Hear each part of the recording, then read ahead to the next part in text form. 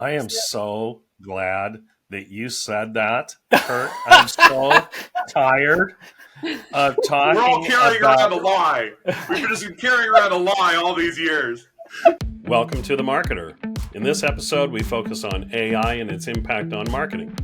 We're joined by experts Seth Wilson, Jillian Childs, and Kirk Thompson to explore how AI is transforming our industry. Check out my guest contact information and bios in the summary below, and be sure to follow this channel for more marketing insights. Let's get started. So thank you guys for joining me today. Really appreciate all the expertise and things that you're going to share with us today. I'm just going to go ahead and jump into some questions for you guys because I want this to just be rock solid information that people can jump through all the way through it. Okay, so my first question that I have for you is, how is AI currently reshaping the marketing landscape? You guys are all in your individual fields with companies and many companies that you've worked with in the past. AI has sprung up on us like overnight. Can you share with me your perspective on how this is kind of reshaping your own jobs and the companies that you're working with? And Seth, I'd like to start with you.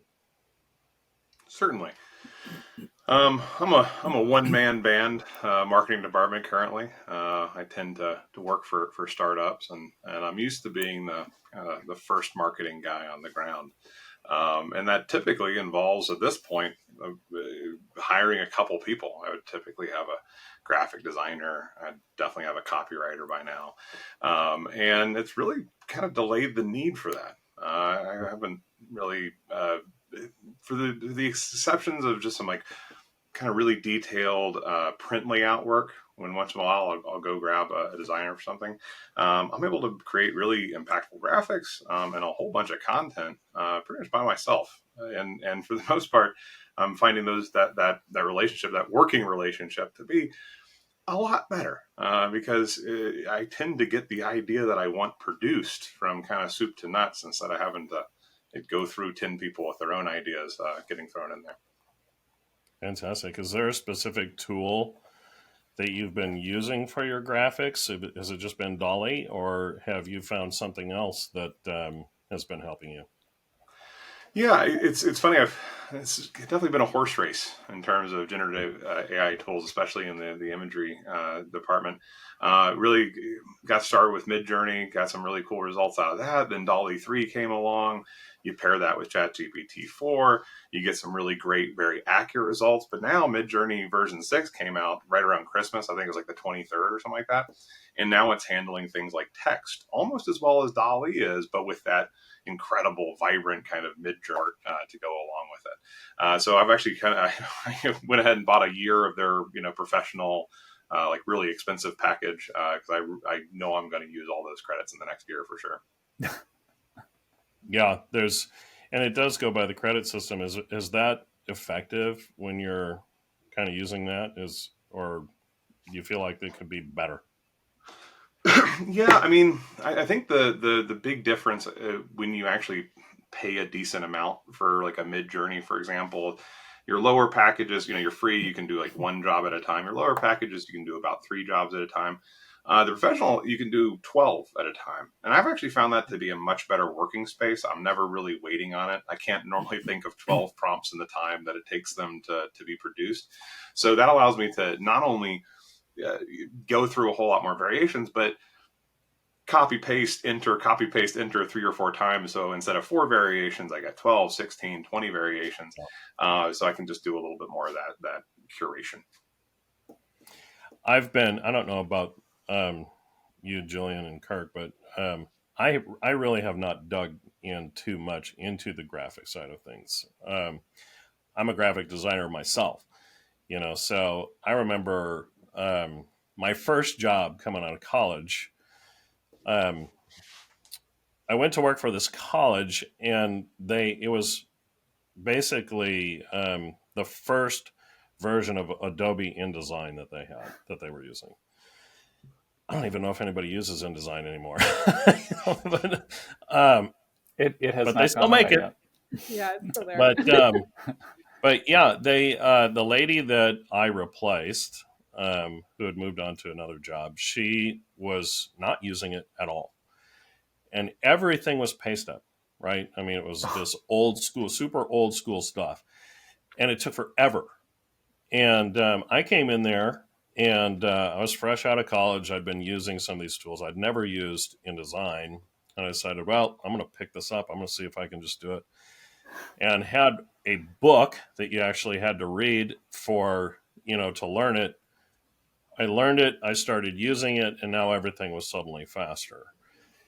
What I noticed over the next few years of my career is that um, really anybody could use InDesign. You didn't have to be a designer, right? And a lot of people were companies were having their secretaries and different admins and stuff use both InDesign, even Illustrator and Photoshop, to create flyers and stuff like that. And so, the talk back then was, is Photoshop and Illustrator and all these tools going to replace the graphic designer? And we're now kind of cycled back into that whole mode again of, will designers become obsolete? Is the creative, going to be obsolete from that? So, Kurt, Jillian, can you share your thoughts about your experience with it and where we're going today? So I have to say, I'll jump in. I have to say, your example of Photoshop, InDesign, everything else, um, it puts the real bullseye on the fact that it doesn't matter how accelerated or what new piece each technology gives. It still matters the importance of the idea and the importance of being a creative, critical thinker, and coming up with the right question. Now, in today's parlance, that becomes, what's the prompt? Okay. And framing Yeah. prompts has become a skill set all by itself, because it matters so much in output. And I say all those things because it relates to how to creatively use all these AI tools in a way that furthers and speeds and accelerates and jumpstarts and all those other words that are about leaping forward faster. And that's, to me, Seth, your examples are perfect. The whole "I'm the first marketing person on the ground" comment really speaks to me, because in essence, if you play it right, all of the AI tools become your first marketing person on the ground, because they can create information, they can create graphics, they can anticipate, best practices. Those questions become really the currency of all of this. And as smart as people are about using the tools, or as skilled, I should say, at using the tools, it still matters in all the practices I've worked with it so far. It matters much more about how critical and thoughtful you are still about the prompt, the question, the added pieces to those questions, not just the straightforward question, but or prompt, but for a 5-year-old to understand, or for somebody who doesn't speak technical language, or all the other sorts of characteristics that help you get to really intelligent use of the tools. Pardon the pun. No, I totally agree with you. And Jillian, what's your thoughts? Yeah, so I totally understand where both of you are coming from. I totally agree with that as well. I have been right now. I'm a one woman show, so I'm trying to figure out additionally how to use some of these additional AI tools and scale efficiently. And so right now in my role, I'm handling kind of marketing across 4 different business units. So understanding all of the global nuances that come both from a regional level and a global level, and then the product details. Uh, uh, Under that is something that I'm, constantly trying to keep up to date with, writing content, figuring out how we target our personas, do ABM sort of advertising. But on the subsequent side, while these tools have been really, really efficient and scalable for me and helping scale content, I still need human eyes on some of this stuff. So, from a technical perspective, we get really in depth with our products. I work with a lot of engineers and have across multiple organizations that I've been a part of. And so something like a data sheet I can't necessarily sit there and put it into an AI tool and it map out what the product specs are going to look like and how we're going to present that, say, at a trade show. So they're scalable, they're efficient, and they're a lot of fun to use and see what's going to work. I think, I need to play around more with the images for ads. We had a graphic designer before, and now we don't. So there's a lot of things in the future that I see working in my favor. There's a company called Tofu that is a startup company as well.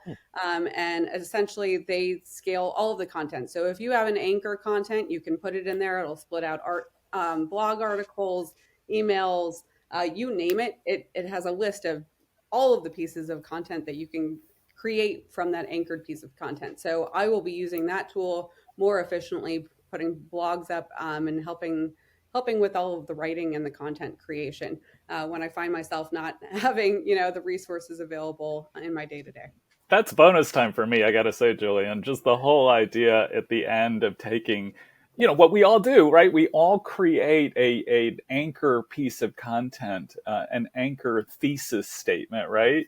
And to speak sort of in academic terms, and you have to turn it into 1,000 other things, and to be able to do that, I think is really really kind of added magic, right? It's terrific. Absolutely. I feel like one of the things you touched on in your comment there really speaks to the businesses that I work with, which is humanizing that content. And I work.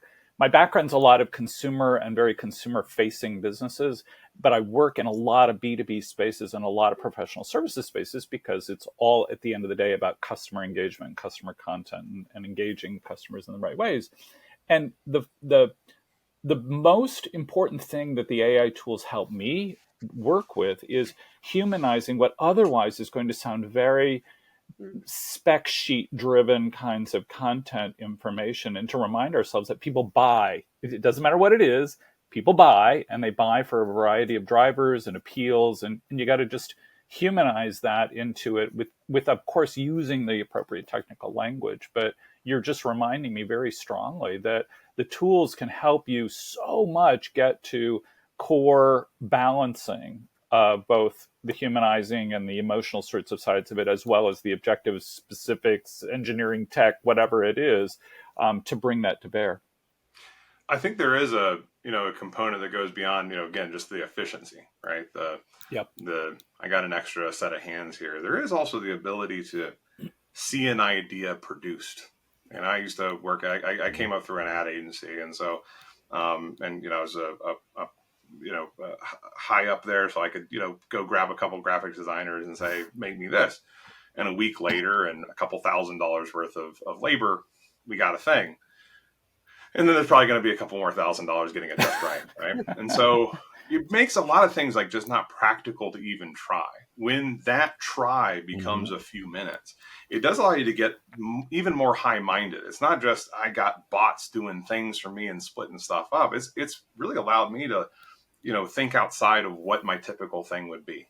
What would my typical way of promoting this webinar be? Okay, we'll get a blurry background, a couple round headshots of people and some logos and a date and time in there, right? And well, that's all I could really practically produce, in a budget that made sense.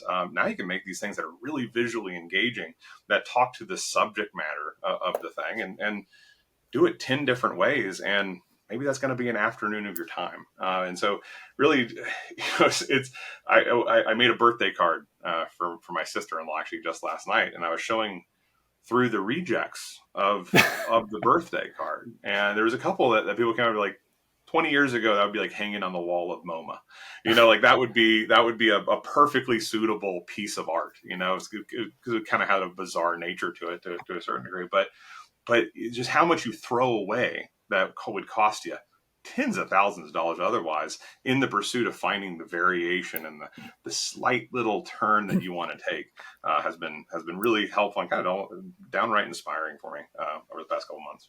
Yeah, I to agree. Seth's point, I think AI tools can be the starting point for an idea. If you don't know how to do something, you can ask it and it'll spit it out. Hey, where can I even start with this? what sort of logic flow do I need to take? And I think that's been incredibly helpful instead of, trying to find a book off the shelf or, read a book over the course of a month to get ideas and help with positioning or anything else that you're working on. And I think, I've worked in startups for at least the last decade, and we've been always in that high growth area.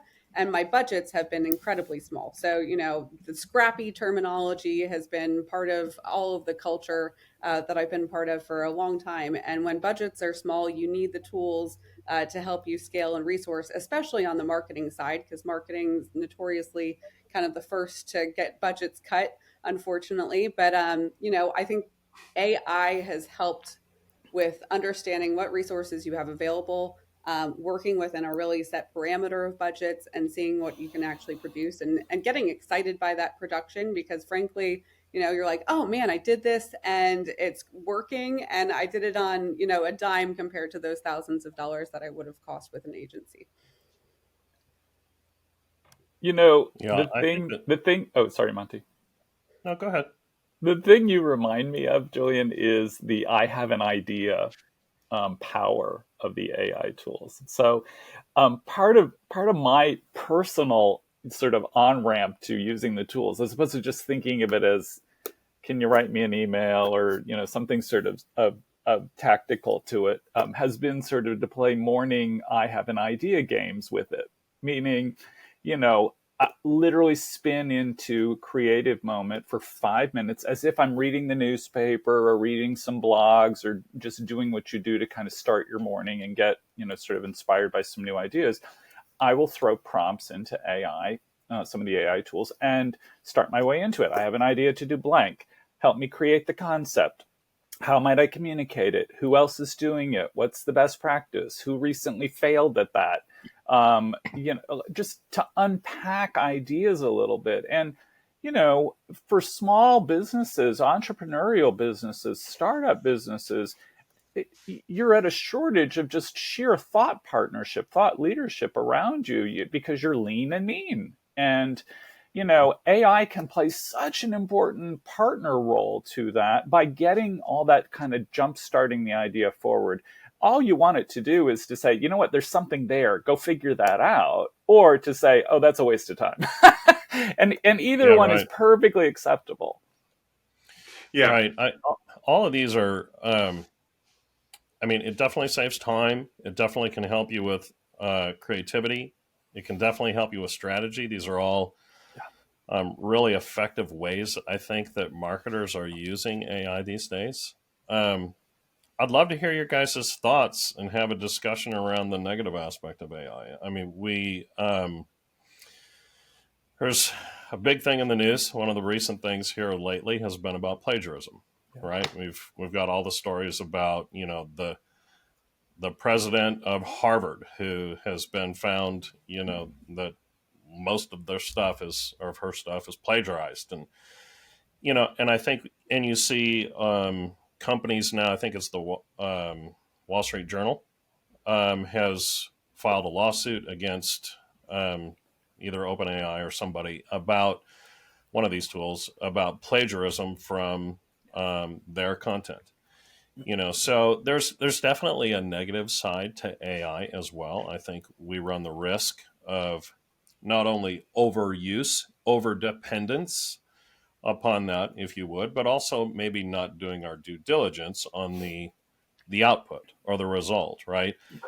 For instance, I'm do a lot of LinkedIn and social media stuff, and for me, it's very clear when you see people that have used AI only to create their post, right? It just has its own little formula and its own footprint, if you would, for what AI is.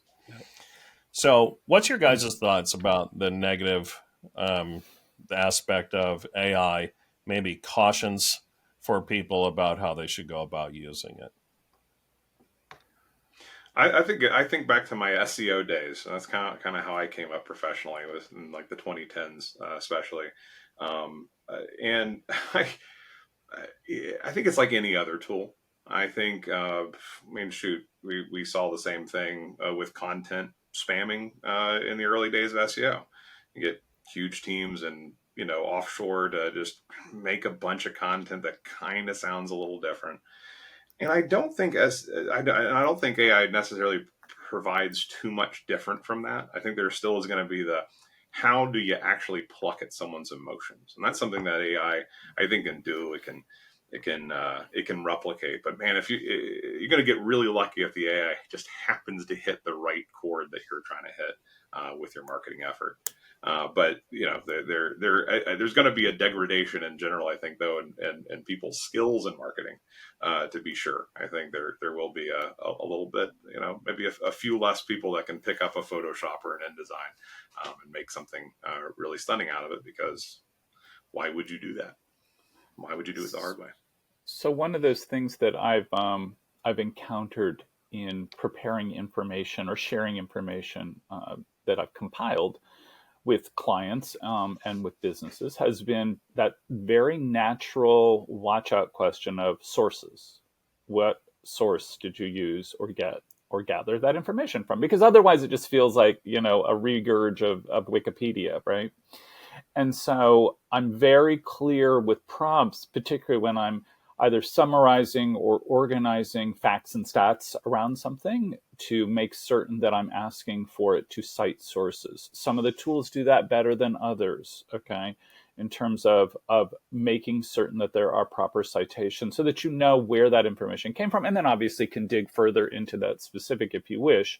But at least it's there to start with, and you know that information isn't just some sort of algorithmic sort of answer out of something, or it's just something that's kind of repeated out of a Wikipedia post, not to pick at Wikipedia, but it, as opposed to it actually came from a factual, statistical, citationed source.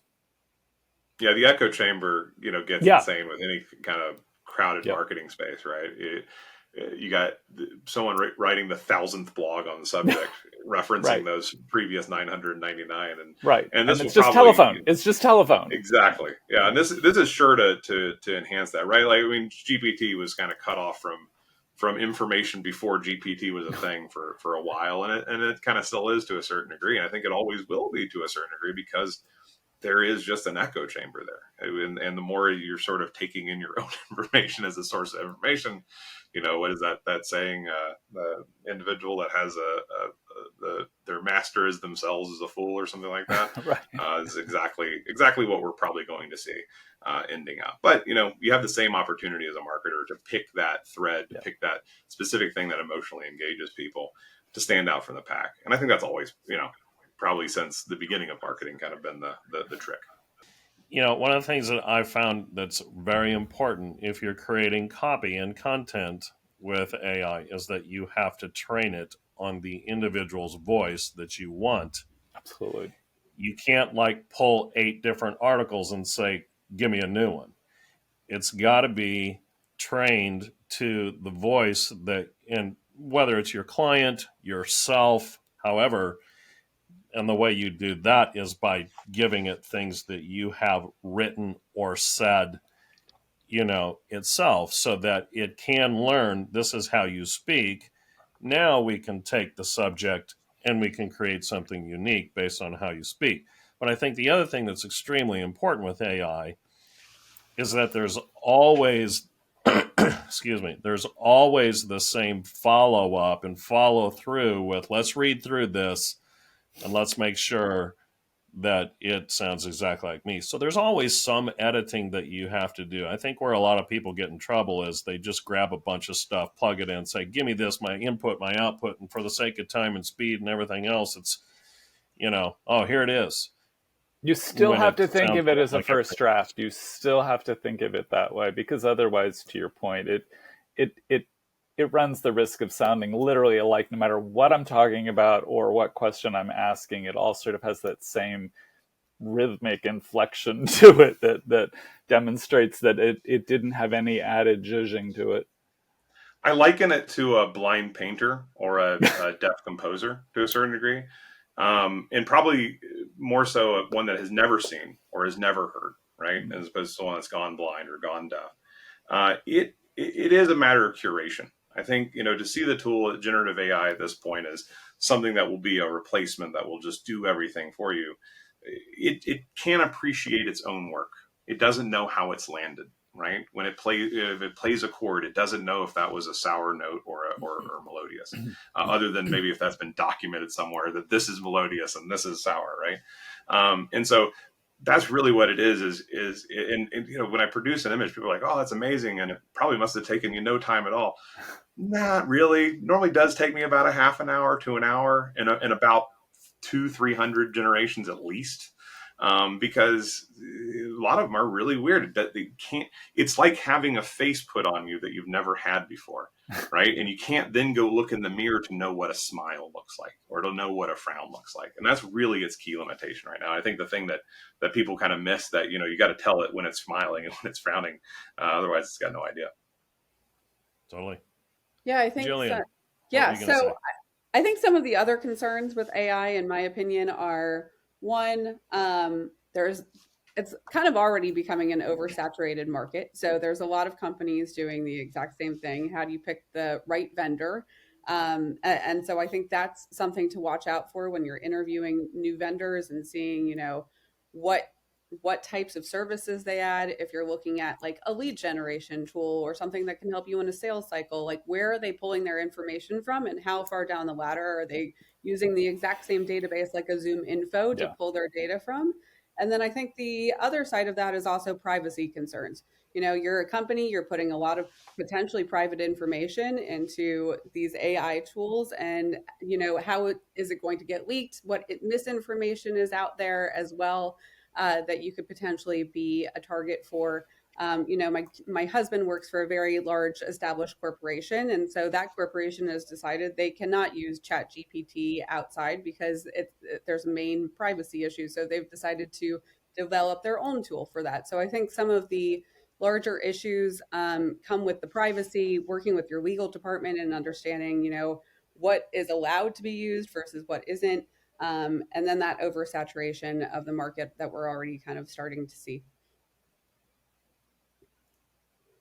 Jillian, that's a really great point. I've had businesses I've worked with, larger ones, that are very public facing, and there has been that sort of soft watch out about, at what point does information inside allow itself to become information or communication that goes outside. And there's a lot of kind of shouldering it back a bit going on right now, because there is that concern about, how far out into substantiation and claims and information specifics are you, as opposed to simply, promotional tone or communication of a key thing that you've already fed AI to begin with, informationally, like you suggested, Monty. You can definitely feel a little bit of braking or, hitting that pedal a little bit to slow down how aggressively it's used in a public forum for the larger companies or for those that are just much more public facing. Oh, there's a massive amount of headwinds. I've probably never done marketing that has gotten more impact or more conversation started. But then there's this automatic reticence. Well, that's AI. Be careful what you're looking at on social media, because that could be AI. And it is probably something like an InDesign, right? Early days of Adobe, early days of Photoshop, sure. Right? You'd make these really compelling looking images, and yes, they were fake, but gotcha. You looked at them, right? That's kind of the end of the day what matters, right? All PR is good PR. Exactly. Yeah, I get that a lot. I take a lot of phone calls with people that are like at bigger companies, especially within my industry, and they're like, "How are you doing this?" And I'm like, "I work at a small business. Yeah. That's how I'm doing it. You can't do it. You're not going to be able to do it today. That's really you're gonna really struggle to put anything out that isn't milled by hand for some reason, which is I think it's something we're pumping the brakes now, right? But it's I sort of talk, when I hear people talking about it, sort of like, well, and we're really going to slow down this. It's like, yeah, like movie makers in the 90s really slowed down on CGI because it looked a little wonky, right? Like we kept doing it. It's a moment. It's just about getting a little bit better control or competency with it, but it's not slowing down. It's funny. It's funny is the stories that came out, where Elon was saying, "Oh, let's put a pause. Let's put a pause on the development of AI and everything else because it could take over and ruin the world. Humanity could come to an end, and so let's put a 90-day pause or something like that on it." And then, like 90 days later, he came out with his AI. Right. We're not going to pause. We're moving forward. Right. So I just want there's, my version. Yeah. it totally has been a game changer, I think, for the budget restrained companies. The startups, the solopreneurs, just to be able to save money and time. Seth, to your point, for smaller companies or smaller teams, I should say, that need to do this and need to maybe put the brakes on hiring, you can definitely save some time. But what do you guys feel like are now emerging technologies? So we've had ChatGPT, Claude has come out. We now have Elon's that's live on Twitter. Which, by the way, are you guys on that at all? I think one of the interesting Not as good as aspects this full self-driving, but yeah, exactly. But that it's pulling all of its information from Twitter conversations, right, and from his whole network there. I think that's very interesting. But what do you guys see that's emerging and things that you guys think will be a game changer? In 2024.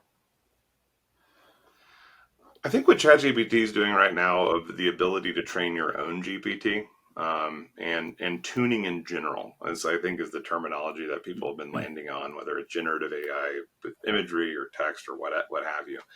Reinventing the wheel each time you sit down to a prompt is problematic, and it's not you're not doing what you need to do in a business, which is making the task you do over and over again simpler each time.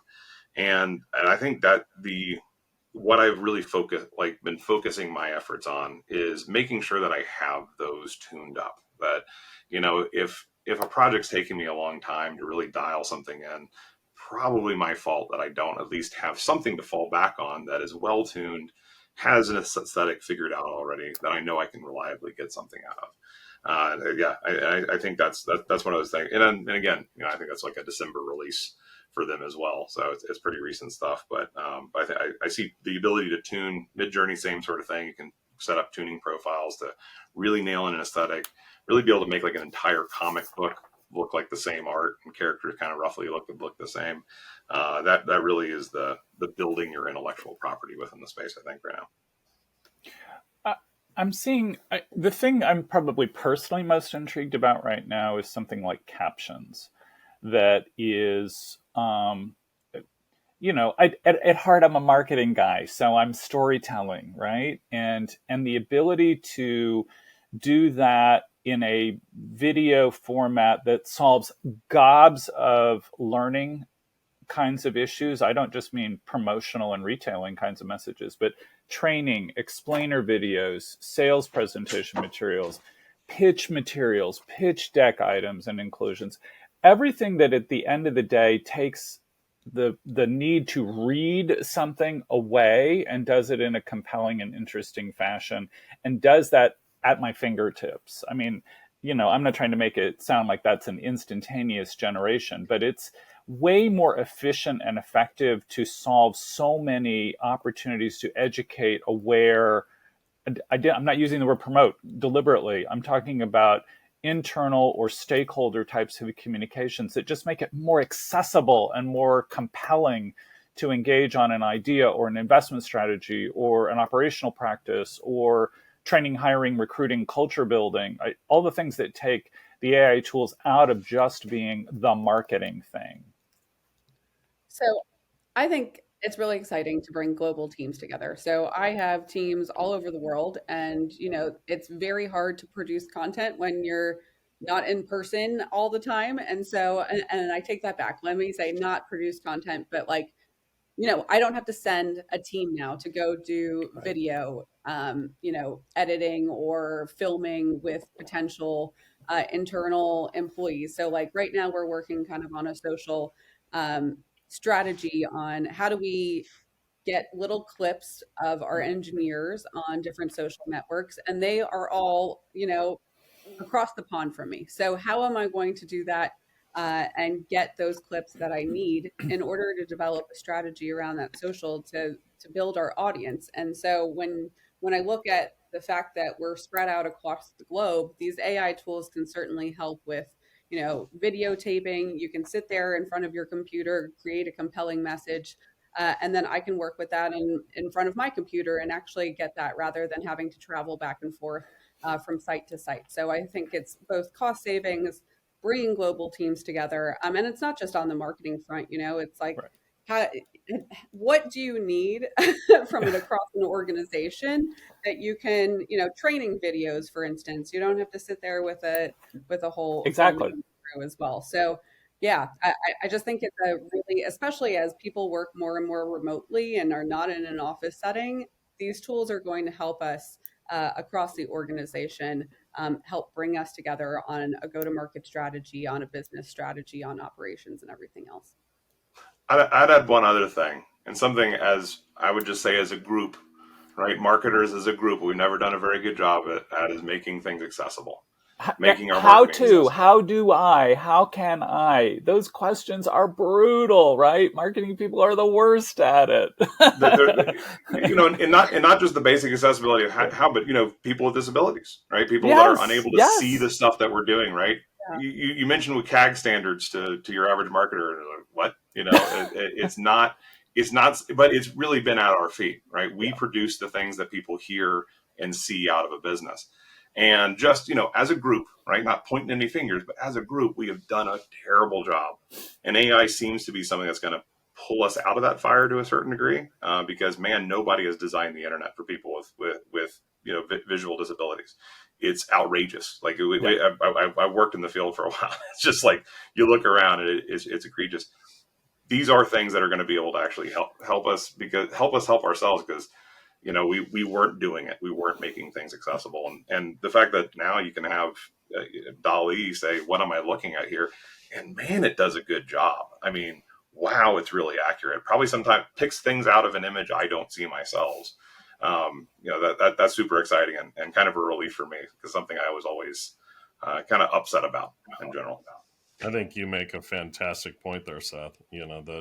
And something quite honestly I haven't considered because it hasn't been significantly on my radar as of late. And I think that's a lot of marketers. You tend not to, put a lot of attention into something that's not like directly in front of your face. But but yeah, I think that is an excellent point about how AI can help. From my standpoint, with what we do in podcasting, is one of the biggest game changers that has been made so far is the ability to do text-based editing. Yeah. And that's all AI. That I can now, instead of having to watch through a 1 hour episode of something and try and pull out pieces and components and cut it all up and all this other kind of stuff, it's like going back to when I was first out of college, and the lady was having to do markup. Now it's just almost like a click of a button. Get rid of all the ums, the ahs, the so's, the buts, and then Jillian, you mentioned tofu. To be able to come back and then repurpose that content immediately into all the different formats that you need it, it's mind blowing how much time you can save on it. So, To me, what you just said, Monty, is sort of the benefit I keep trying to talk about with people who are perhaps either nervous or uncertain or confused, okay, about, how do I actually apply this to my business? Is it just to write email, for instance, okay? Is that I talk about it as we are creators, not compilers. We took all the compiling aspect out of it and moved that to a really smart set of tools that can help us speed up editing processes like what you just described, right? Or take a piece of content, an anchor piece of content, to Jillian's very first example, and explode it into various forms and formats that are then, back to where we need them to be in order to just speed up the whole process. Oh, one other thing, something I've been working on this week actually, uh, taking large amounts of data, having it analyzed for attribution. Yep. So, like one of the most, something I'm sure we all struggle with, right? Is how do you get that, really figure out that click to cash, right? Have some idea of where is this money coming from, and we all, I certainly sold to clients before. It's like you're going to know where your spend's going and how you're actually going to do it. I say, yeah, right. Really separating out whether someone is coming to you because they just know your brand from a trade show versus they're doing kind of an organic search around a thought leadership talk. Very hard to separate all that traffic. Combining stuff I'm getting from analytics, which is just neutered and terrible these days, stuff out of HubSpot, and then using recording stuff out of Gong. So actually seeing how the sales calls are going and getting the text out of that. I'm now able to, instead of like having to rely on the sales guy who's never going to help me, he's never going to tell me where that lead source is. I'm getting the transcript from the Zoom recording, and I'm not even having to read through it anymore. The tools will actually tell you out of that recording what the sentiment was in terms of how they got to your business. That is like finally closing a loop for me that I could never do unless in some previous lives where I would go be the sales guy. I'd be like, okay, I'll also take demos. I'll be the marketing guy, but I'm also going to take demos because I actually need to hear from these people what they're running from so I can build something for them to run too. But really hard as a marketer because if you're in a pure marketing like I am now, I take demos once in a while. It's really hard to know what that is without having that data at your fingertip. And good luck staying awake watching people's demos all day. You watch one, my goodness. The next one's going to be hard, and the third one's going to put you to sleep.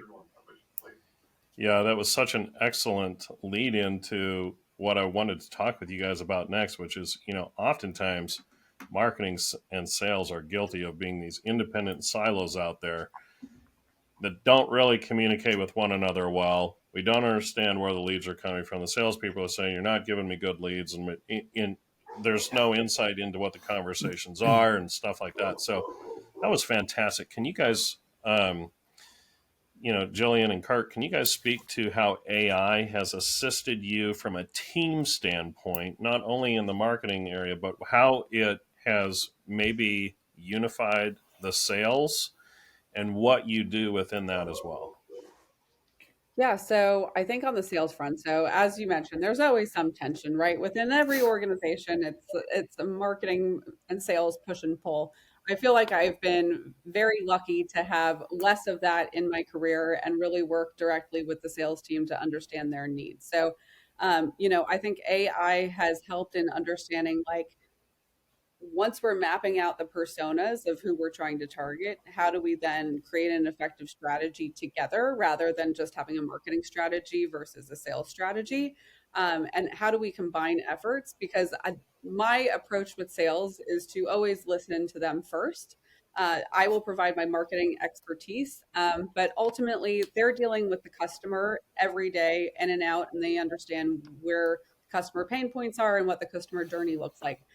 To Seth's point about marketing attribution, I was deep last year in Pardot and trying to run reporting, and Pardot is just such an old tool at this point. I call it Pardot purgatory. That's my kind of coin phrase for it. The marketing attribution models and helping with pulling the data in and understanding those lead sources can help me with my sales team say, this is what's working, this is what's not, and then building a business case together that we go and get funding for, that we put an integrated program or strategy together, and we can look from a short-term perspective to a long-term perspective on how that's going to get us from point A to the high growth that we're looking to achieve, whether it's a 5x or a 10x scale over the next year or two. I've been fortunate, like Jillian, to work with some sales leaders who are really intuitive about the need to put that information together to act on it better, okay, as opposed to just simply sort of managing the traditional sales funnel. So the traditional sales funnel metrics, we all knew them, we all grew up with them. They're all, drip, drip, drip, drip, drip, and down you go, right? But the fact is it misses out on so much actionable information, okay, in terms of who's really the right lead to go after? What really is the high performing channel? I cannot for a minute pretend that everybody actually behaves in a very A goes to B to C to D and gets to the bottom of the funnel, yay, and there's a sale and a conversion. I can't pretend that anymore. There is no funnel, right? Today, everybody gets their information and then cross sources it with some sort of social or informal research or word of mouth research. And then there's the impulsive information that kind of just drops in.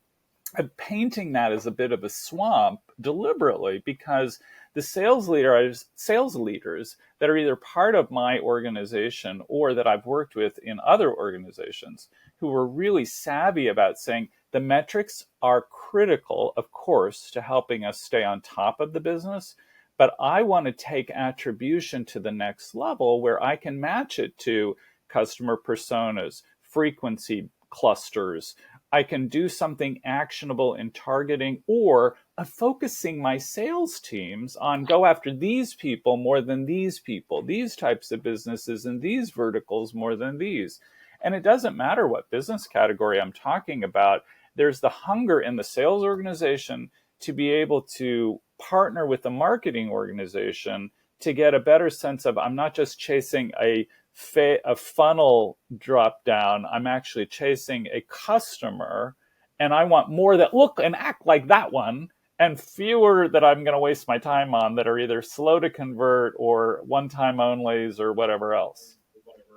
I am so glad that you said that, Kurt. I'm so tired of talking. We're all carrying about... around a lie. We've just been carrying around a lie all these years. The lie is that there's this cookie cutter, funnel thing that you just start at the top and you work your way down to the bottom. It's not. It's a dang plate of spaghetti.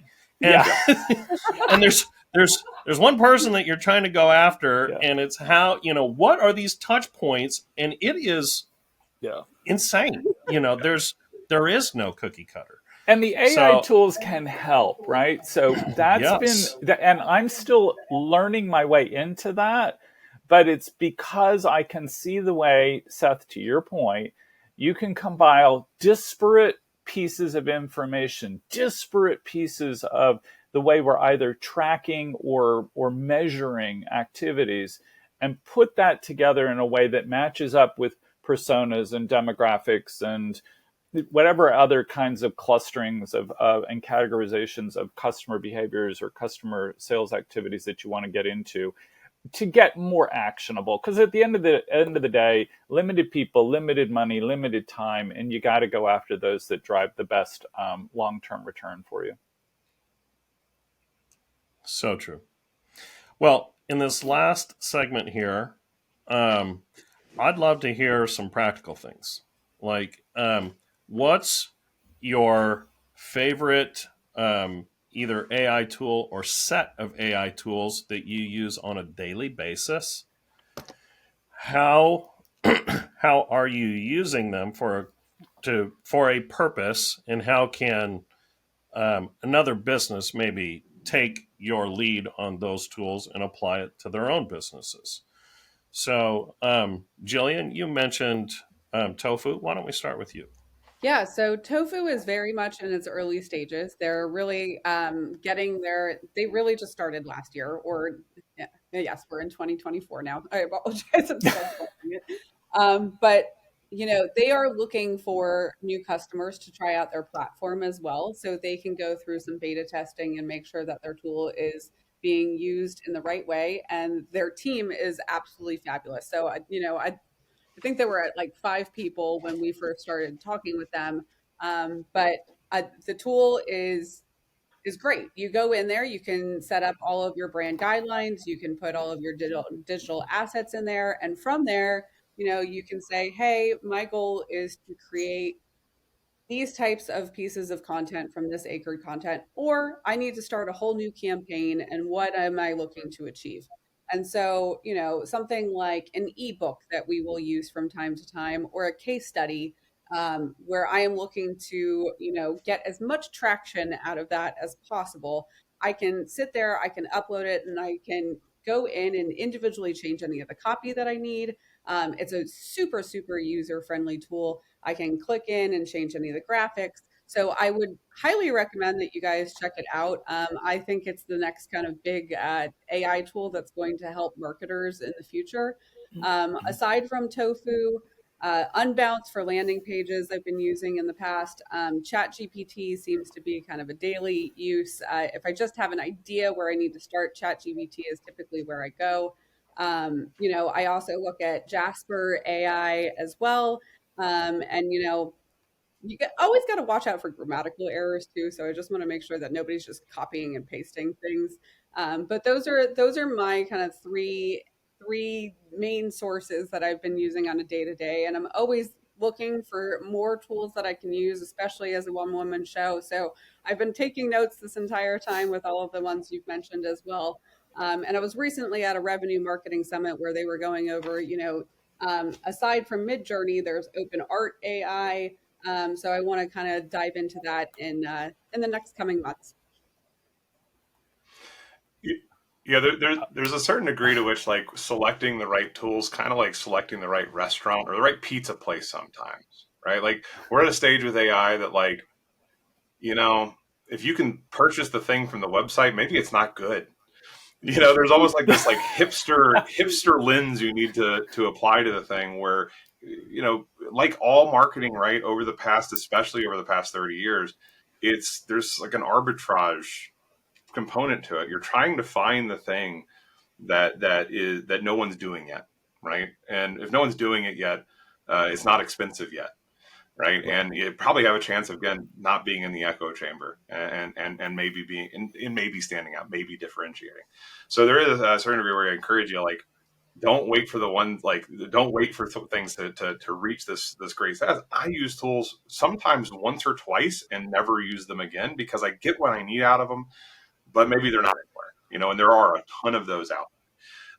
But to answer the question in terms of my normal work, like obviously like GPT, everyone should be using, get the $20 a month subscription, use GPT-4. If you don't know how to use it, sit down and ask it. Like it really is like, this is one of those things, like there's no excuse. There really is no excuse. If you can type, if you can chat with somebody, you can text message with somebody, you can probably figure out how to use this tool. And it's like as adults, like we kind of have lost this idea that you can sit down and study. You can read an instruction manual if it's okay if it takes you 10 minutes. Seth, no one wants to read. No one wants to read. Right? Yeah, really hard, right? But I will say, a really powerful thing using these generative AI tools with Photoshop, because Photoshop now has its own generative AI components. And so a thing that you get out of a lot of AI art, and why I've been able to actually make AI stuff kind of ready for corporate consumption, is that kind of just run it through Photoshop real quick and remove some stuff, or replace some hands that look really scary, or replace some facial expressions that aren't quite right for the what we're looking at. So those two tools together, it's like Photoshop is going nowhere. They figured out exactly how to live in the AI space, and as they can improve those tools, they'll be a lot better. But if you're not running again your first pass of an idea through GPT and just saying what else should I be thinking about here, it's going to at least throw out a pun or two you can use, that you didn't think about, and it is it's at least handy for that. I have to say, you guys mentioned all the tools that I would have readily said, hey, jump in and start playing if you're not playing with them. But for sure, you've got to be sort of taking that first important step with ChatGPT all the time and all the other things you've mentioned. I think the tools for me that are most interesting in the coming 12 months in terms of my anticipated use, adoption, or proliferation even, are going to be the ones that do merge text and audio, or text and pictures and video, the ones that help me explain things better or are more visually oriented. I made the funny sarcasm of no one wants to read, but the reality is people learn visually, particularly in complex situations where I want to make it a little more accessible. And that is in every sense of that word about accessibility. And then as a consequence, those tools that put those things together and help me explain something faster or more visually, or matching words and pictures and video all together, are the ones that are more powerful for me to use right now. They help with salespeople, they help with HR teams, they help with operations teams, they help with investment conversations in terms of pitch decks and everything else with it. And they also, of course, help with all straight to consumer sort of marketing and communication and promotion. The only other thing that I probably jump into is this notion of just making certain that there's really thoughtful, in the moment use of facts and fact checking. So, for instance, if I'm on a longer meeting, or on a longer meeting, and we're having a brainstorm about whatever, I'll run top 10 reasons why yes and no. I'll run pros and cons while I'm in the meeting, right? Because it inevitably generates a nice, very objective, side-by-side, pluses and minuses kinds of conversation. And it helps focus the discussion, which to me is another piece of how the tools help jumpstart. So I'm looking forward to using more of the tools interactively in those regards to help shape ideas and just speed ideas faster to either keep, kill, test kinds of formats, as opposed to getting hung up in the paralysis that it often does, or the echo chamber of, well, we could do this, well, it's not perfect, well, it's never going to be perfect. It's, like you got to shape and go. It gets you out. One of the best things about GPT is it gets you out of your industry expertise, right? Yes. So it is a very powerful thing as a marketer, knowing your industry, right? Knowing your vertical, knowing the language they use. But there is the danger of there's an echo chamber there, right? There's those basic principles that every thought leader talks about. But, if you're in, IT services, well, there's probably some stuff that's already been worked out in accounting, right? In terms of like how you keep your customers happy, that can be easily applied. Stuff from older industries or different or just kind of tangential industries that you're not going to those conferences. You're not talking to those people. You have no way of organically, and you're not reading their industry rags by any means. Yeah. GPT is. And so it's funny how much wisdom you can actually get from the thing. Just by, again, just run it by. Someone might have learned some lessons in another industry about what you're looking to accomplish. Speaking of wisdom, we're about at time, so I'll close with this. It's almost impossible with the speed of which these tools are coming to market. Even ChatGPT and the changes that ChatGPT is making is somewhat difficult to stay up with, right? I mean, as marketers, there's only so much time in a day. You're not going to follow all these tools all the time, and you just kind of hear things randomly here and there from like shows like this and stuff like that. One of the best things that I found early on is there's always some geeks, nerds, computer guys that they're going to track it enthusiasts, all. I'm sure that's what you mean. Enthusiasts that are going to track it all. You're going to, and that's their passion. And there's two resources that I've found that do this. One is a newsletter called Superhuman, found it on Twitter, actually, X. The other is Decode. And these guys, it blows my mind. I mean, they're continually updating you on the different changes that ChatGPT and all these other AIs are making. They're continually putting in new tools, and they have an entire old school, like yellow pages, if you would, of all the tools that are available by category, what they do, and everything else. It's unbelievable. So I highly recommend that as marketers, just jump out online, do a search for, AI updated newsletters. You'll find one.